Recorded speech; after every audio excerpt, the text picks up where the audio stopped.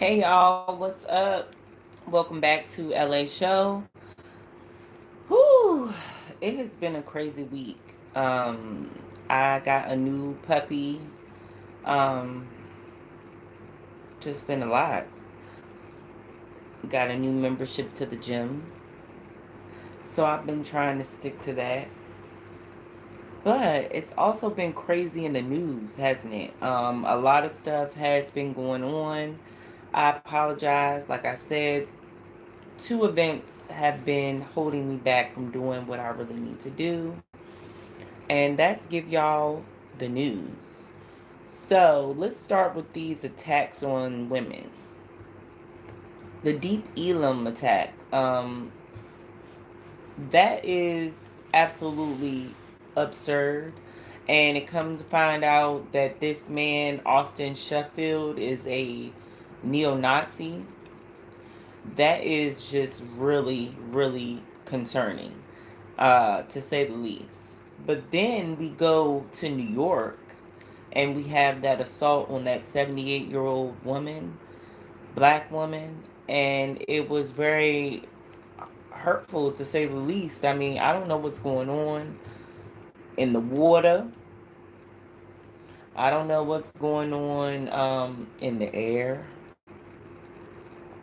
but some weird stuff is happening. So hopefully you guys just take my hints and I'm looking online now, just looking at that New York assault, and they are saying that they did get that guy. But let's go back to the Deep Elam.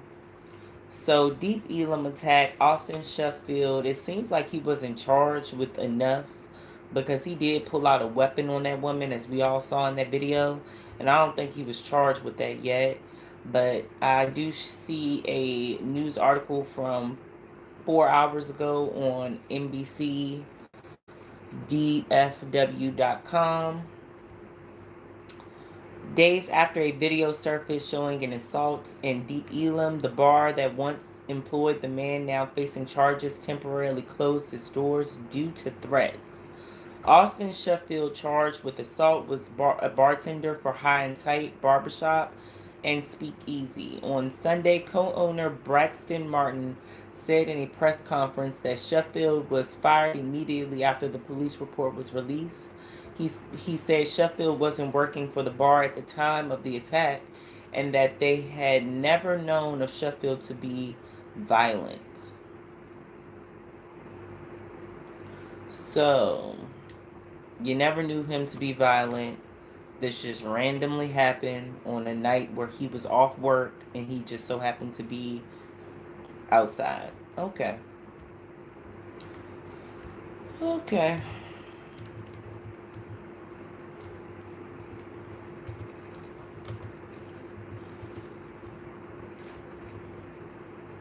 So I'm going to go to the new report on the guy. What's his name?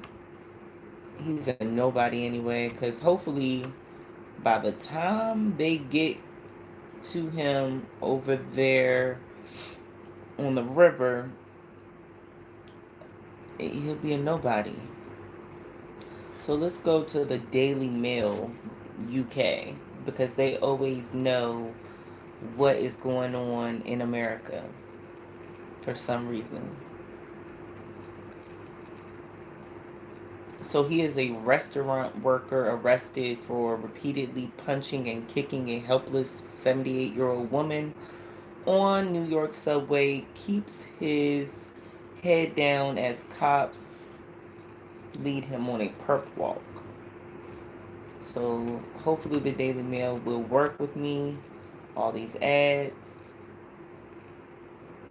Hmm. So I'm trying to get his name. I think his name is Mark something Gomez. But yeah, this should not be happening to women out here on these streets. It's kind of crazy. So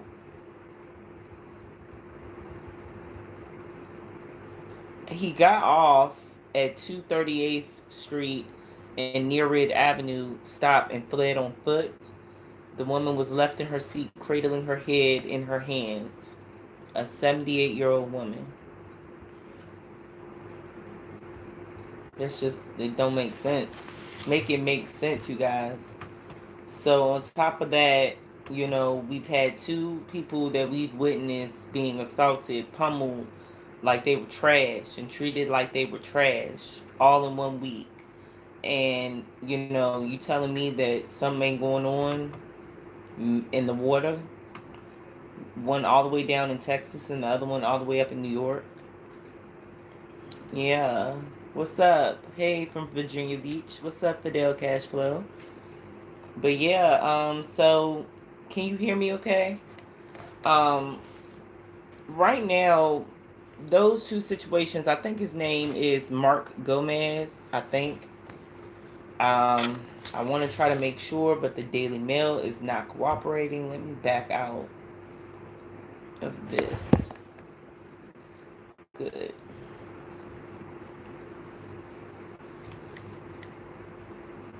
So right now, I'm just talking about those two attacks. The one in Texas on that woman, and then the New York subway attack. That was insane.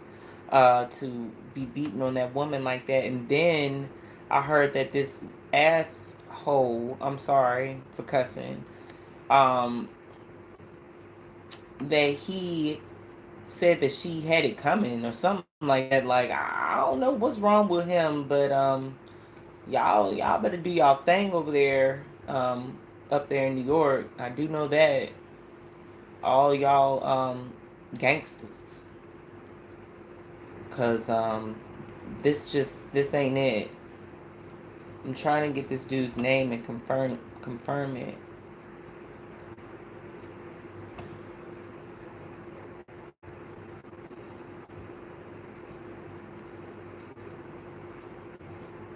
Yep, Mark Gomez. So yes, trash. Throw him away. Throw him away. So, in lighter news, I guess, we will start discussing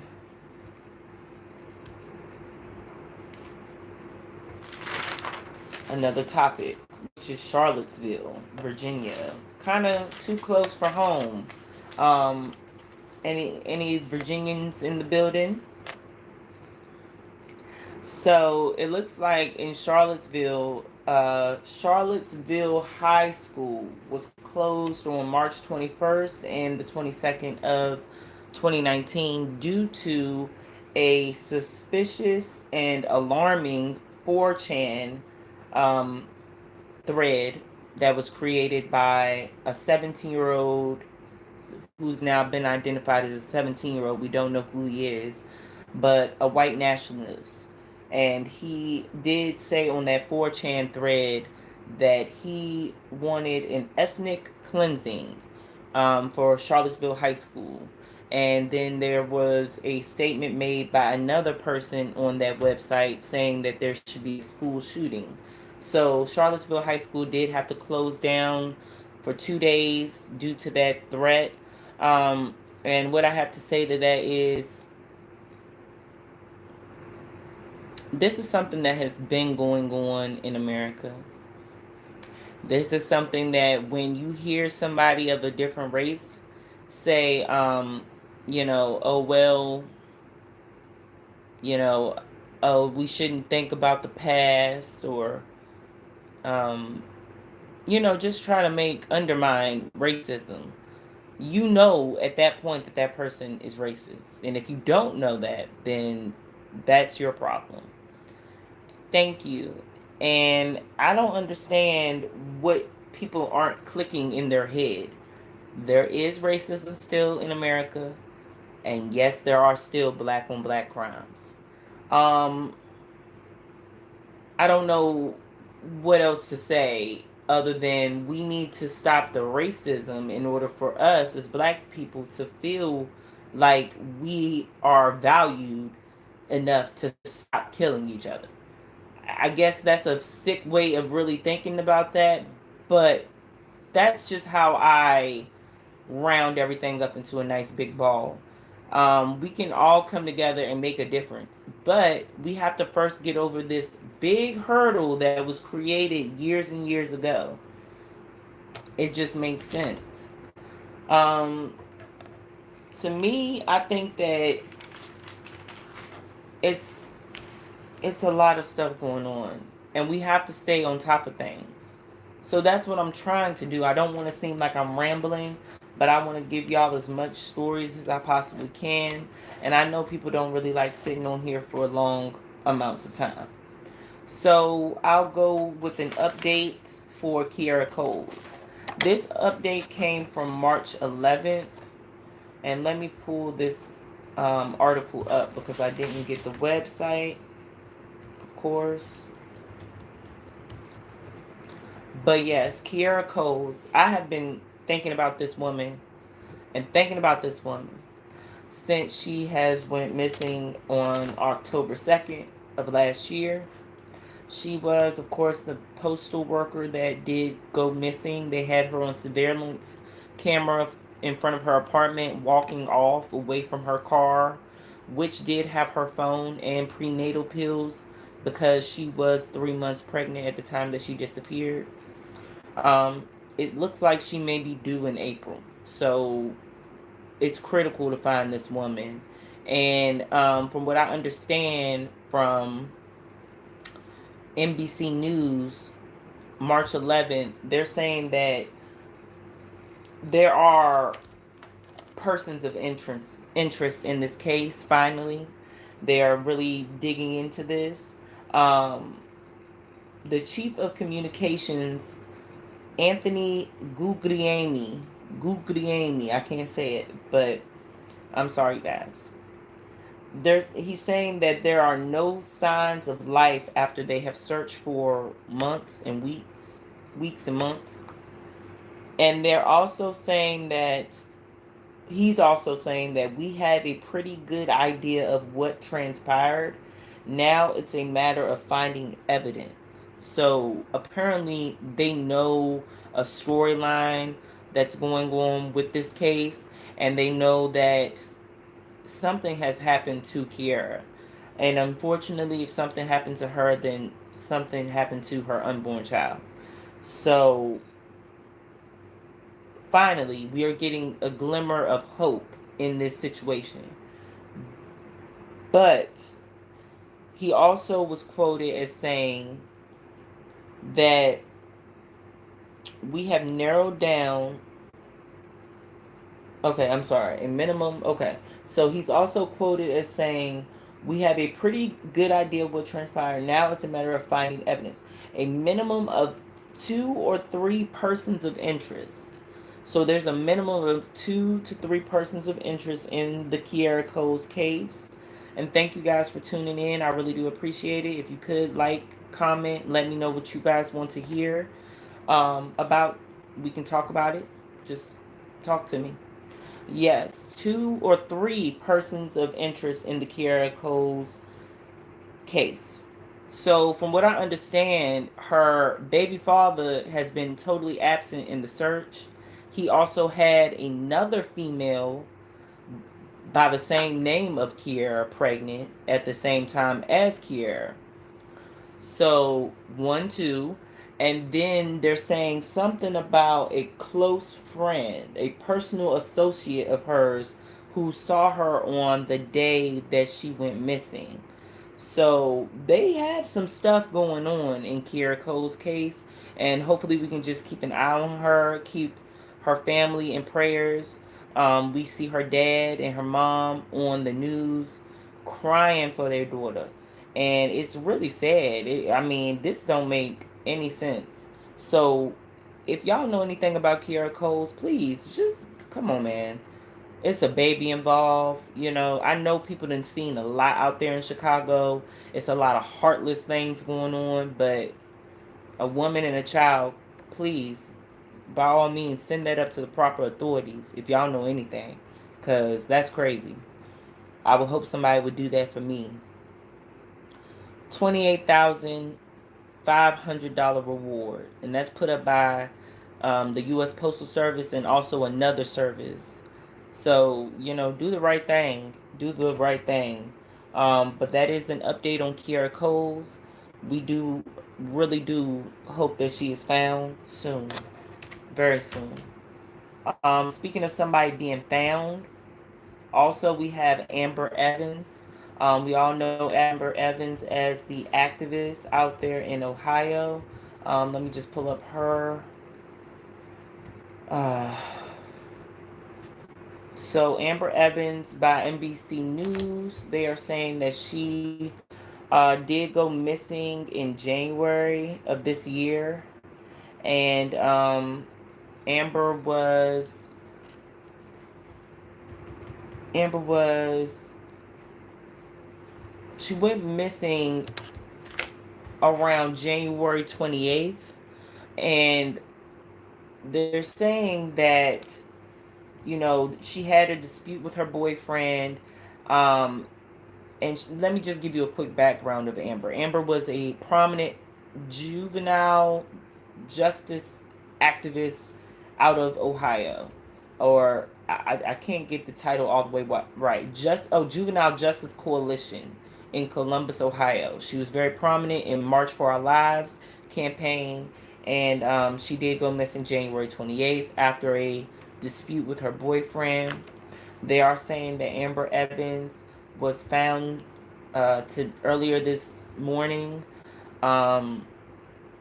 Early this morning in a river in Ohio.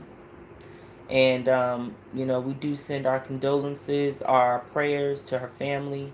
They have been desperately searching for this woman. And that's very, very sad. I won't speculate just yet as to what fully happened because they don't have anybody arrested. But, like, like you said, it could be domestic, and it seems pretty that's pretty brutal right there, to dump her like she's just not important. So, once again, Amber Evans, we're going to send our prayers out to her. And then we have another one. This one is pretty scary to me. It just rings out wrong. And I don't know if you have heard of Taemon Blair. If not, try to Google him and see what you find. Taemon Blair, Taemon Blair, regular spelling. Just try to Google it and see if I'm not the only one. I've tried to Google this story, but I could not find anything on him at all. And it seems to me that whatever took place is very suspicious. But let me get to the story. So Taemon Blair was a West Charlotte High School graduate, straight A student. Um, he was an athlete. I see that when I pull up his name. Um, and he was from Charlotte, North Carolina. After he finished high school, he began being a truck driver. And at that point, he was a soon-to-be father as well. So he was out pretty much trying to provide for his family, of course. So on March 14th, his body was found in the back of his tractor trailer in Fort Wayne, Indiana. I assume that he was going up there for a job of some sort, whether picking up or dropping off. And it's no specifics. I don't know where in Fort Wayne, Indiana. Never mind, I do. Because I pulled up the actual death certificate. 9100 Bluffton Road in Fort Wayne, Indiana. His truck was found. He was found in the back end of the truck, in the bed, hanging. Detectives advise someone, because they're saying that this is true. Detectives are saying that there was a struggle inside of the bed of the truck. Some say that he was strangled and then placed to appear that he hung himself. They're saying his hands were balled up and clenched, and they're also saying that his face was beaten. Now, these are unconfirmed sources. I don't know where these sources are getting this information from about his physical state in the truck. However, WSOC-TV, WTV, WBTV News, that's the local news, and they have not reported on this situation. So on March 21st, the Allen County Coroner's Office put out a statement stating that his cause of death was asphyxia due to hanging and the manner of death was suicide. This was done by Dr. Christopher Mills, the deputy coroner.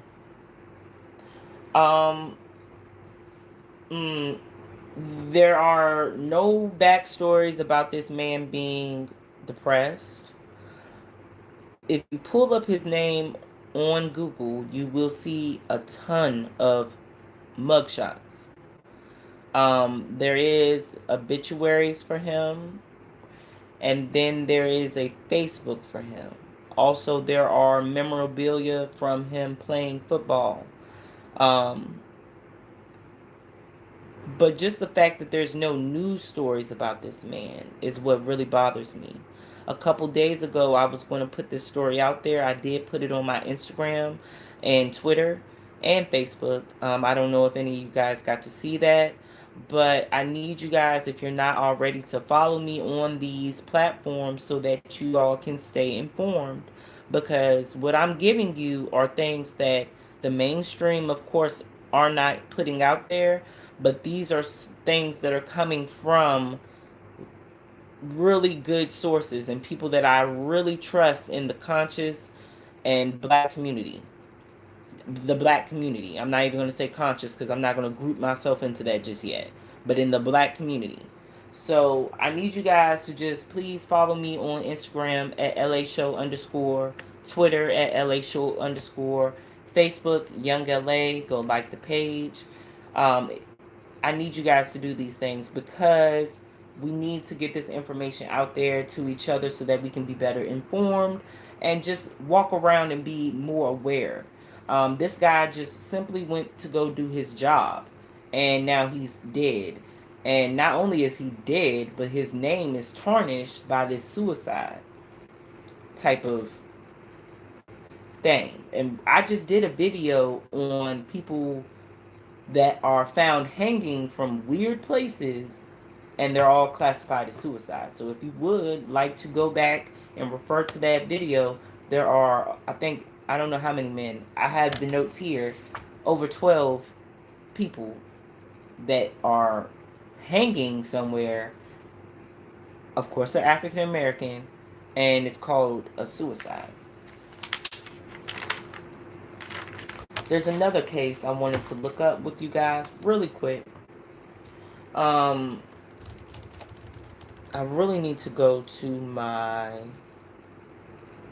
Instagram because I saw the name, but I don't know the area this person was in.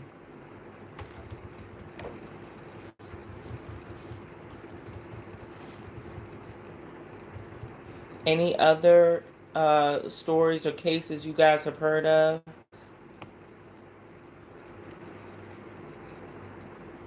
Who was an employee?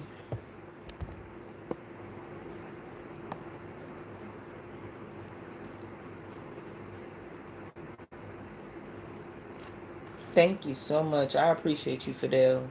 Honestly, I do. I know I sound a little sleepy. I am tired, but I had to get this stuff out here because this stuff has really been itching my brain lately. I don't know about you guys, but my brain gets to itching and I get to scratching it.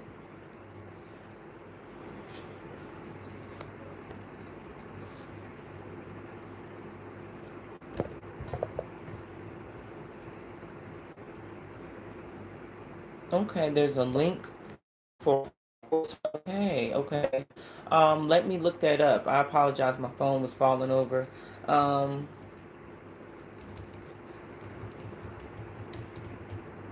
so we can look into Tamla. There was another case. I should have wrote it down, but I didn't. But I can do a whole nother video dedicated to that one because I probably am going to do a whole nother video dedicated to Taemon Blair. Hopefully, if any more news pops out about him. So if you guys would like to Google Taemon Blair, please do that so that you guys can be aware of what's going on.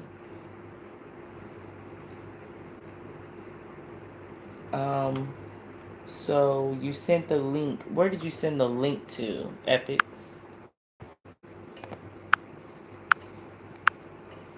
Sorry, I keep shaking the phone. I'm trying to see these comments. Oh, you know that person, Lita? Oh my goodness.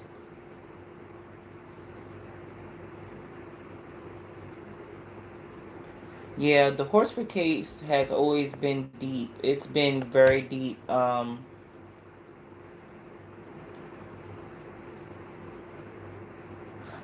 you know the guy who got locked. Yeah, he did get locked up, and his name is Mark Gomez, isn't it? Yeah, he did. He got locked up just like he should have. Um, but it's just really crazy to me. I want to know what happened. Why? Why would you do something so ignorant? But I apologize for my phone moving, you guys. Thank y'all for sticking it out with me. Tamla Horsford's case is so deep that I had to come to the conclusion that after hearing the 911 call, I already, like, right then and there, I thought that homie called the police or somebody that he knew, and they had already scheduled that phone call, and they knew, like, what to ask, what kind of ignorant questions to ask. I mean, I just, I'm sorry. That blew me right there. After the phone call to 911, that just that did it for me. And I'm sorry. I really don't like to give up on things. I'm not saying that I'm giving up, but I know that these people, whoever they are, they're in a prominent position in that area. From what I understand, Gene is a real estate agent there. Probably makes some good money. Looks like a nice little house they were living in. Jose was working for the police department, probably making a nice chunk of change. Made some friends in the police department. Um, it just adds up to, I mean, I'm not saying that it was anything racial, but it just adds up to me that, somebody did something that they weren't supposed to.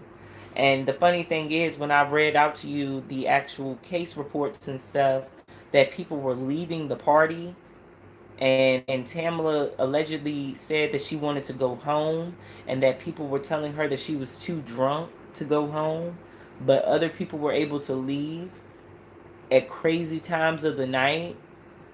And Jose Barrera said that he went to sleep at a certain time, and that was the last time he saw Tamla. But there were still people leaving out of your house, in and out of your house. So what? Does the door lock by itself too? Because you got a security system. I mean, it didn't make sense, and I could go around and around in a circle with you guys. Like, thinking is one thing I like to do on my spare time, so I could go around the mulberry bush with y'all. But you know, that situation right there, it spooked me. Seriously, just the fact that they totally disregarded her.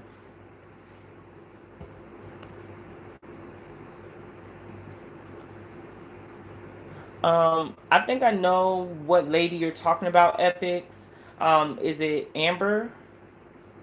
Um, because I have worked with her before. Yep, that's right, John John. They are, and it's becoming more prevalent. You see that they are in the ER rooms. They are in the police department. They are in the schools. They are in the schools. They are in the schools. They are in the uh, uh, politician's office. They are everywhere. They are everywhere. And yes, that is Amber Loves Mystery. She has done a two-part video on Tamla Horsford, and yes, awesome, great detail, great YouTuber. She's awesome. Um, good information, and I appreciate her because she did shout me out in one of her videos because I was really digging into this case. Like, I put my head into the case. I couldn't. I'm sorry, you guys. I couldn't resist. Like, that was a big case for me.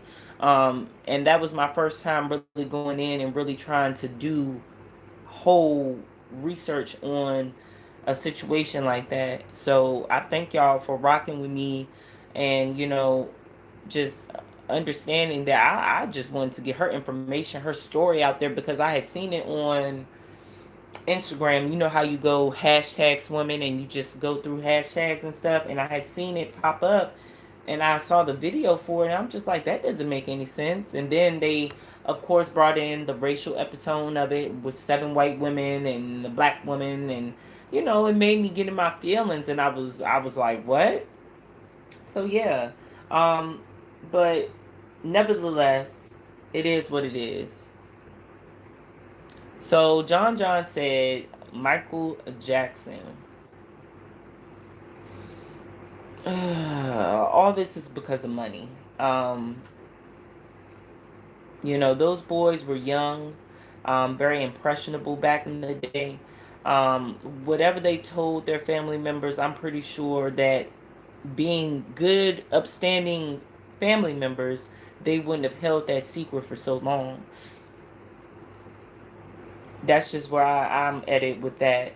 As far as R. Kelly, we know Kelly be effing. He likes to F. And I am not gonna sit up on here and try to defend nobody like that. And whoever does, you're sick in the mind. But he's still a musical legend. Woohoo, woohoo, woohoo. But broken people tend to attract to broken people, and I've kind of gotten out of that habit a while ago.